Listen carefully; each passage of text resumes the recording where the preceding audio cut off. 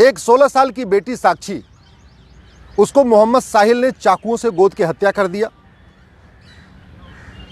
30-35 बार चाकू मारने के बाद भी पेट नहीं भरा तो पत्थल से कुचल के, पत्थल, पहले पत्थलबाजी करते थे, अब तो पत्थल से कुचल रहे हैं, सर को कुचल रहे हैं। और इस हत्या के बाद जैसे हमेशा होता आया, ट्विटर पे ट्रेंडिंग हो गई जस्टिस फॉर साक्षी। बहुत सारे लोगों ने फेसबुक पे फोटो शेयर कर दिया, साक्षी को न्याय दो। कैंडल मार्च हो गया, साक्षी के हत्यारों को फांसी दो। नेताओं के भी बयान आ गए, बहुत सारे अपने आप को जो हिंदू हितैषी कहते हैं वो भी अपने बयान दे रहे हैं। और हमेशा ऐसा होता है, पिछले 75 साल में ही हो रहा है। हत्या होती है, कैंडल मार्च होता है, बयान आता है, निंदा होती है, तू मैं होगा, आरोप प्रत्यारोप होगा, नूरा कुश्ती होगी, लेकिन जो काम करना चाहिए वो काम नहीं होता। मैं ये पूछ रहा हूं, चीन में किसी साक्षी की हत्या क्यों नहीं होती? सिंगापुर में कोई साहिल मोहम्मद आके किसी साक्षी को क्यों नहीं मार देता? कोरिया में किसी मोहम्मद साहिल की इतनी हिम्मत क्यों नहीं पड़ती कि वहां के किसी साक्षी को मार दे? ये भारत में ही मोहम्मद साहिल साक्षी को क्यों मारता है? जानते हैं क्यों? क्योंकि हमारा कानून घटिया है, हमारी शिक्षा व्यवस्था घटिया है। जब तक यह अल्पसंख्यक बहुसंख्यक का खेल खत्म नहीं होगा तब तक मोहम्मद साहिल साक्षी को मारता रहेगा। जब तक इस देश में ये मदरसा मिशनरी स्कूल बंद नहीं होंगे और समान शिक्षा लागू नहीं होगी तब तक मोहम्मद साहिल साक्षी को मारता रहेगा। जब तक इस देश में सारे पर्सनल लॉ खत्म नहीं होंगे, सबके लिए एक समान नागरिक संहिता नहीं बनेगी, तब तक कोई न कोई एक मोहम्मद साहिल किसी एक साक्षी को मारता रहेगा।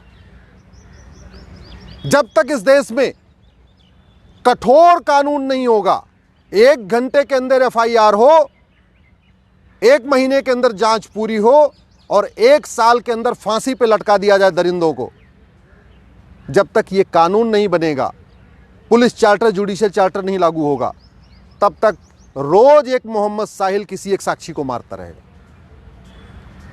इसलिए मैं बार बार कहता हूं, तू मैं करने, निंदा करने, आरोप प्रत्यारोप करने, कैंडल मार्च करने, ट्विटर ट्रेंडिंग करने, फेसबुक पे लिखने, फांसी की मांग करने से फांसी नहीं होगी। फांसी देने के लिए तो कानून बनाना पड़ेगा, नार्को पॉलीग्राफ ब्रेन मैपिंग कानून बनाना पड़ेगा। अब उससे पुलिस पूछताछ कर रही, चलती रहेगी पूछताछ, गवाहों के बयान होते रहेंगे, इधर जीरा होगी, उधर जीरा होगी, यही चलेगा, फांसी नहीं होगी। आज तक फांसी हुई किसको? कमलेश तिवारी के हत्यारों को फांसी हो गई क्या?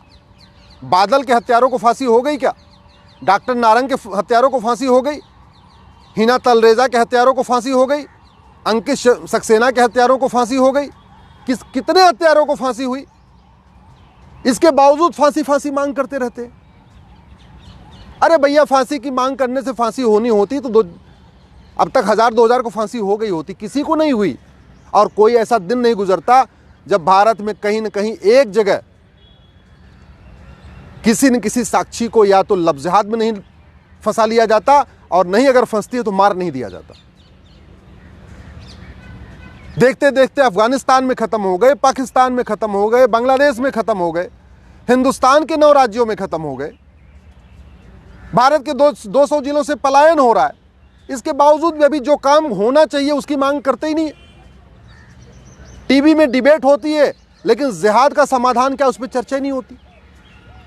पुलिस रिफॉर्म, जुडिशियल रिफॉर्म करना पड़ेगा जिहाद को रोकना है तो।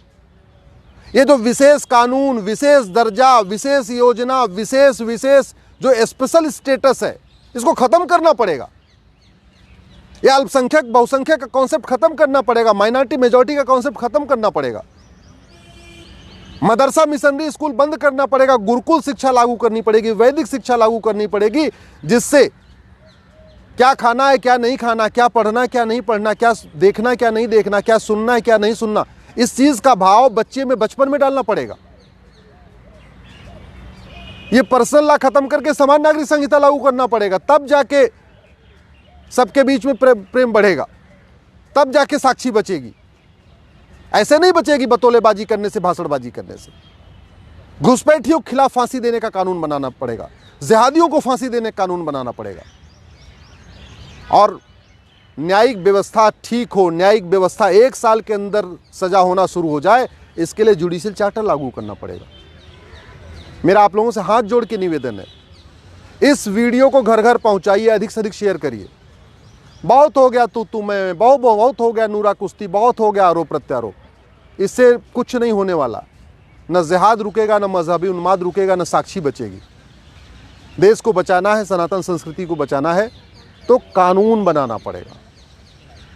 Police reform, judicial reform, election reform करना पड़ेगा, एजुकेशन रिफॉर्म करना पड़ेगा। इसलिए मेरा आपसे निवेदन है, इस वीडियो को अधिक से अधिक लोगों तक पहुंचाइए। अपने सांसदों को टैग करके ट्वीट करिए, अपने क्षेत्र के विधायकों तक पहुंचाइए, अपने सारे व्हाट्सएप ग्रुप में फैलाइए। लोगों को पता चलना चाहिए कि